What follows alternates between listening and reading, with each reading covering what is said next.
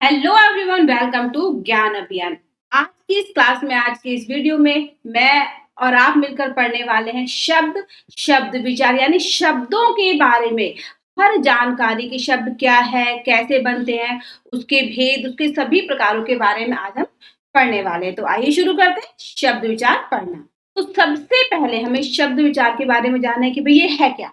हिंदी भाषा, हिंदी व्याकरण में शब्द विचार को महत्वपूर्ण माना जाता है क्योंकि यह भाषा का सही उपयोग और अर्थ समझने में सहायक होते हैं। इसमें शब्दों के अर्थ, उत्पत्ति, प्रयोग, भेद और निर्माण के तरीकों का अध्ययन किया जाता है।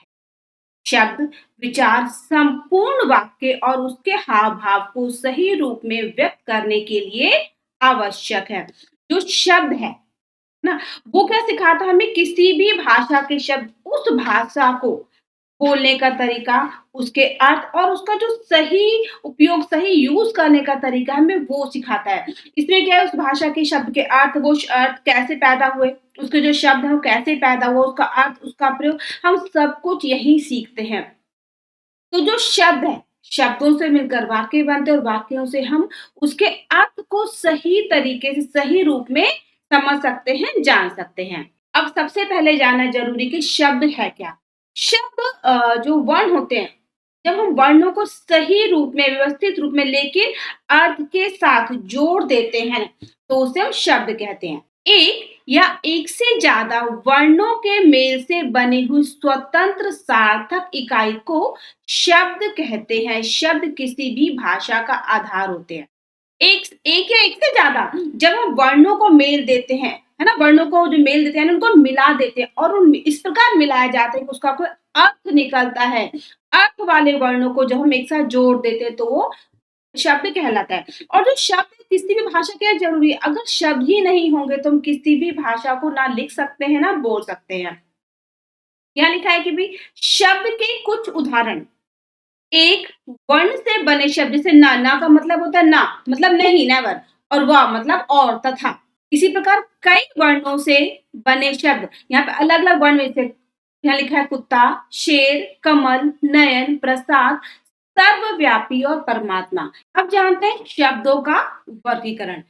भाषा कुछ शब्द स्वयं बनाती है तो कुछ शब्द अन्य भाषाओं से ग्रहण करती है। शब्दों का वर्गीकरण चार आधारों पर किया जाता है, जो कि है व्युत्पत्ति यानी रचना के आधार पर, स्रोत यानी उत्पत्ति के आधार पर, प्रयोग और अर्थ के आधार पर। हम जो है एक एक करके इन सभी को समझेंगे। पहला है रचना के आधार पर। शब्द के निम्नलिखित तीन भेद होते हैं। कौन से होते हैं? एक रूढ़ शब्द, यौगिक शब्द और योग रूढ़ शब्द। अब सबसे पहले पढ़ते हैं रूढ़ शब्द। ऐसे शब्द जो किसी विशेष अर्थ को प्रकट करते हैं, लेकिन अगर उनके टुकड़े कर दिए जाए तो निरर्थक हो जाते हैं। ऐसे शब्दों को रूढ़ शब्द कहते हैं। यानी कि ऐसे शब्द ना, जो प्राचीन समय से अपने उसी रूप में चले आ रहे हैं, जो समय आज हम प्रयोग करते हैं, इनको हम बदलते नहीं है। जैसे कि पहला शब्द हम देखते हैं जल। जो सूर्य भगवान को सुबह से उठकर भगवान जी को जल देते हैं, वो जल ही कहलाता है, कभी भी पानी नहीं कहलाता। यानी कि वो प्राचीन समय से जो ईश्वर को पानी, जल चढ़ाया जाता है लोटे में लेकर, उसके लिए हम जल का ही प्रयोग करते हैं, पानी शब्द का प्रयोग नहीं करते। और अगर इसको बदल दें तो ये शब्द जो निरर्थक हो जाएगा, क्योंकि ईश्वर को चढ़ाने वाला, जो सूर्य को चढ़ाने वाला नीर होता है, पानी, तो उसको जल कहा जाता है, ना कि पानी कहा जाता है। तो ये लंबे समय से, प्राचीन समय से जल शब्द का ही प्रयोग होता आया है और हमेशा होता रहेगा। तो ये वो शब्द है जो बदलते ही नहीं है। जैसे जल, कल, जब, कपड़ा, आदमी, घर, घास, पुस्तक, घोड़ा आदि। इसके बाद है यौगिक शब्द। यौगिक है ना, जहां भी योग से बनता है जो। ऐसे शब्द जो किन्हीं दो सार्थक शब्दों के मेल से बनते हों, वे शब्द यौगिक शब्द कहलाते हैं। दो सार्थक शब्दों, योग तब होगा जब दो शब्द हो, बिना दो के, दो चीजों के मेल नहीं होता। तो जब हम दो शब्दों को मिला देते हैं, लेकिन ऐसे शब्द जो कि सार्थक उसका अर्थ निकलता हो, और अगर उनको अलग अलग भी कर दें तो भी उनका अर्थ निकलता है। जैसे कि स्वदेश, स्व जमा देश, देवालय, देव जमालय। अब स्व मतलब अपना, देश मतलब जो हमारा देश है, देव मतलब ईश्वर, आलय मतलब कि रहने का स्थान। तो इन शब्दों को अगर हम अलग-अलग भी कर दें, तो भी इन शब्दों का अर्थ निकलता है, इनको अलग करने पर भी। तो यौगिक शब्द ऐसे शब्द जो 2 सार्थक शब्दों के मेल से बनते हैं, यौगिक शब्द कहलाते हैं। जैसे स्वदेश, दिवालय, कुपुत्र, देशभक्ति यानी देशभक्ति, विद्या जमालय, विद्यालय। इनको अगर अलग भी कर देते तो भी शब्दों का अर्थ रहता है। इसके बाद हम पढ़ते हैं योग रूढ़ शब्द। ऐसे शब्द जो किन्हीं दो शब्द के योग से बने हों एवं बनने पर किसी विशेष अर्थ का बोध कराते हैं, वे शब्द योग रूढ़ शब्द कहलाते हैं। बहुव्रीहि समास ऐसे शब्दों के अंतर्गत आते हैं।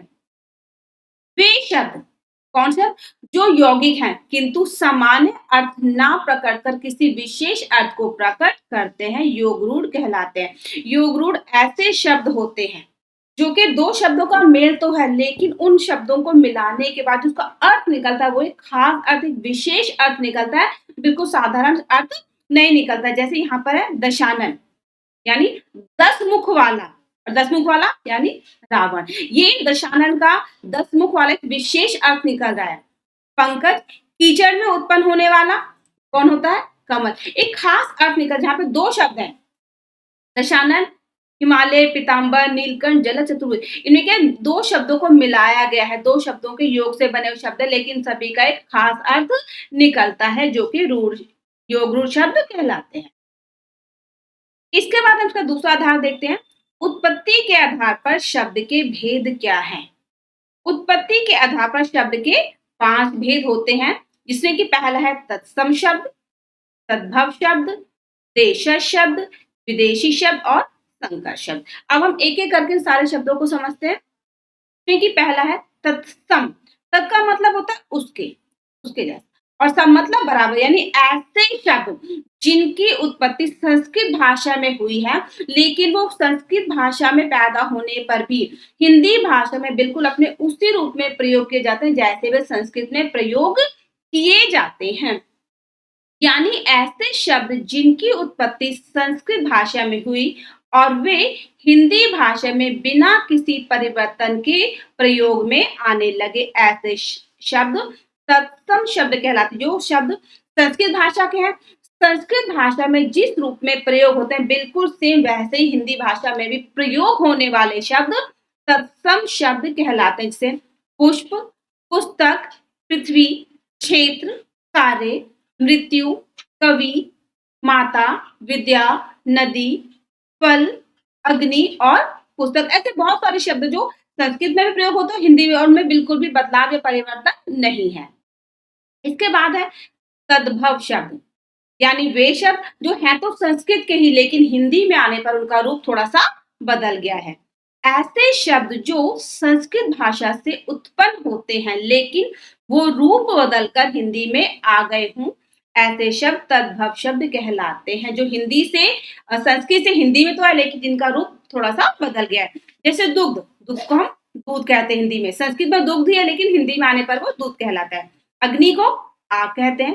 कार्य यानी हमारा काम, कर्पूर, कपूर, हस्त, हाथ, क्षेत्र यानी खेत, रात्रि, ये संस्कृत के शब्द है सारे, जो हिंदी में आ जाते हैं तो रात बन जाता है। सूर्य, सूरज, मातृ, माता, पितृ और पिताजी, ऐसे बहुत सारे तद्भव शब्द जो कि संस्कृत से हिंदी में आ गए हैं रूप बदलने पर। इसके बाद है देशज। देशीय शब्द वो शब्द होते हैं जो हमारे देश की विभिन्न अलग अलग स्थानों की बोलियों से आए हुए शब्द हैं। ऐसे शब्द जो भारत की विभिन्न स्थानीय बोलियों में से हिंदी में आ गए हैं, उन शब्दों को देशज शब्द कहते हैं। जो कि हमारे ही देश की अलग अलग प्रांत की अलग अलग क्षेत्र की बोलियों से जो शब्द हैं, वो जिनका हम प्रयोग कर रहे हैं, जिनको हम बोल रहे हैं, वो है देशज शब्द। जैसे पेट, डिबिया, लोटा, पगड़ी, इडली, डोसा, समोसा, चमचम, गुलाब जामुन, लड्डू, खटखटाना, खिचड़ी, मेहरारू, और भी ऐसे बहुत सारे शब्द हैं जो कि देशज शब्द हैं। अब देशज की बात करते हैं, विदेशी शब्द, यानी ऐसे शब्द जिनका हम प्रयोग अपनी भाषा में हिंदी में तो कर रहे हैं, लेकिन वो दूसरे देश की भाषाओं से हमारे यहाँ पर हमारी भाषाओं में शामिल हो गए हैं। ऐसे शब्द जो भारत से बाहर की भाषाओं से हैं, लेकिन ज्यों के त्यों हिंदी में प्रयुक्त यानी बिल्कुल सेम जैसे इंग्लिश या अलग भाषाओं में प्रयोग होते हैं, वैसे ही हमारी भाषा में उसका प्रयोग होता है। प्रयुक्त हो गए हैं वे शब्द विदेशी शब्द कहलाते हैं, जो दूसरे देश की भाषाओं के शब्द, जो भारत से बाहर के भाषाओं के शब्द हैं, वो जो हम जिसका हम प्रयोग कर रहे हैं, वो है विदेशी शब्द। मुख्यतः यह विदेशी जातियों से हमारे बढ़ते मिलन से हुआ है। मतलब ये कि अगर हम दूसरे देश के लोगों से, दूसरे देश की जातियों से बातचीत कर रहे हैं, तभी तो हम उनके शब्दों का प्रयोग करना धीरे-धीरे सीख रहे हैं और सीखते-सीखते उन शब्दों का प्रयोग हमारे भाषा में होने लगा। जिसमें कि उर्दू, अरबी, फारसी, अंग्रेजी, पुर्तगाली, तुर्की, फ्रांसीसी, ग्रीक, मैड्रिड, इब्रानी और बहुत सारी भाषाएँ जिनके शब्दों का प्रयोग हम अपनी हिंदी में करते आए हैं। अब जिन-जिन भाषाओं के शब्द हम प्रयोग कर रहे हैं, वैसे बहुत सारी भाषाओं के शब्दों का प्रयोग करते हैं, लेकिन फिर भी कुछ भाषाएँ यहाँ पे दी हुई हैं। विदेशी भाषाओं के उदाहरण निम्नलिखित हैं, जैसे अंग्रेजी में college, pencil, radio, television, doctor, letter box, pen, ticket, machine, cigarette, cycle आदि। ये बहुत सारे इसके अलावा भी शब्द हैं जो कि अंग्रेजी भाषा के, लेकिन हम अपनी भाषा में रोज़ इनका प्रयोग करते हैं। इसी प्रकार फारसी, अनार, चश्मा, जमींदार, दुकान, दरबार, नमक, नमूना, बीमार, बर्फ, रुमाल, आदमी, चुगलखोर आदि। ये सारे वो शब्द हैं जिनका हम रोज़ अब बोलते समय इनका प्रयोग करते हैं। सारे शब्द कौन-सी भाषा के हैं? फ़ारसी भाषा के। इसी प्रकार अरबी भाषा के शब्द हैं औलाद, अमीर, कत्ल, कलम, कानून, खत, फ़कीर, रिश्वत, औरत, कैदी, मालिक, गरीब आदि। ये सारे क्या अरबी भाषा के शब्द। इसी प्रकार है तुर्की भाषा के कैंची, चाकू, तोप, बारूद, लाश, दरोगा, बहादुर आदि। पुर्तगाली भाषा में अचार, आलपिन, कारतूस, गमला, चाबी, तिजोरी, तौलिया, फीता, साबुन, तंबाकू, कॉफी, कमीज आदि। इसी प्रकार फ्रांसीसी, मैड्रिन, यूनानी, जापानी, डच और चीनी अलग-अलग भाषाओं के शब्द हैं जो हम अपनी हिंदी भाषा में प्रयोग करते आ रहे हैं। अब है संकर शब्द। संकर शब्द वे शब्द होते हैं जो दो भाषाओं के शब्दों को मिलाकर बनाए जाते हैं। दो भाषाओं के शब्दों को, दो अलग-अलग भाषाओं के शब्दों को मिलाकर बनाए जाने वाले शब्द संकर शब्द कहलाते हैं। जैसे है रेलगाड़ी। अब यहाँ पे क्या है, जो रेल शब्द है वो अंग्रेजी का है और गाड़ी शब्द हिंदी का है। हिंदी और अंग्रेजी दो अलग-अलग भाषाओं के शब्दों को मिलाकर बना है रेलगाड़ी। संकर शब्दों के कुछ और उदाहरण है, जैसे टिकट घर, टिकट अंग्रेजी का और घर हिंदी का। अचार, पपीता, काजू, फीता, तंबाकू, बटन, बाल्टी, पीपा और गमला। ऐसे बहुत सारे शब्द हैं जो दो अलग-अलग भाषाओं को मिलाकर बनाए गए हैं, जिन्हें हम संकर शब्द के नाम से जानते हैं। इसके बाद है प्रयोग के आधार पर शब्द के दो भेद होते हैं। में है पहला विकारी शब्द और दूसरा अविकारी शब्द। अब हम पढ़ेंगे विकारी शब्द। वे शब्द जिनके रूप में लिंग, वचन, कारक के अनुसार परिवर्तन होता है, वे शब्द विकारी शब्द कहलाते हैं। विकारी शब्द 4 प्रकार के होते हैं, यानी ऐसे शब्द जिनमें लिंग, वचन, कारक के कारण जो परिवर्तन हो जाता है, उनके हिसाब से परिवर्तन हो जाता है, वे क्या कहलाते हैं? विकारी शब्द। इसमें कि पहला है संज्ञा, सर्वनाम, विशेषण और क्रिया। इन चारों ही ये सारे क्या पूरे अलग-अलग टॉपिक है, इनके बारे में पूरा विस्तार से पढ़ना ज़रूरी है।